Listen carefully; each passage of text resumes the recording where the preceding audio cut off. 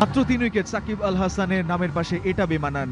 টুর্নামেন্টে বা ICC টি-20 world কাপে সর্বাধিক উইকেট বা 50 উইকেট পাওয়া একমাত্র বোলার। দেশের হয়ে 3টা উইকেট পেয়েছেন। চিন্তা এখানে বাড়িয়েছে বাংলাদেশ। তবে প্রথম বলটা থেকেই কিছুটা হালকা আপিল এবং খেলতে পরাস্ত হয়েছেন ইব্রাহিম জাদরান। আর্ম বল দিয়ে শুরু করেছেন প্রথম বলটা Shakib Al Hasan. Deep square leg এবং লং অফ রাখা হয়েছে ইব্রাহিম জাদরানের জন্য। পরের বলটা স্টাম্পের মধ্যে আবারও একেবারে রক্ষণাত্মক ভঙ্গিমা।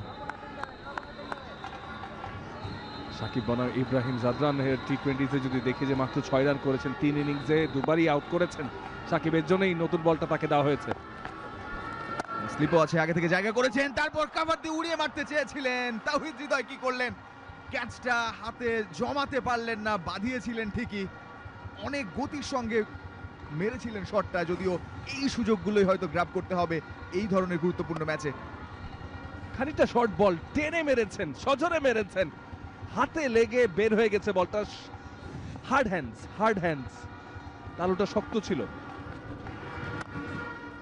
আবার একটু ভাসিয়ে খেলেছেন, যদিও বিপদ নেই। সৌম্য সরকার ফিল্ডিং করলেন।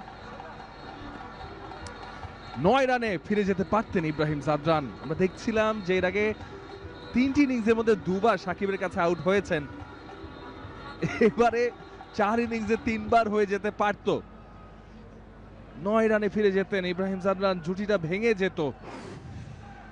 একটু ভাগ্য সহায়ক হওয়া লাগে এবং এই ছোট ছোট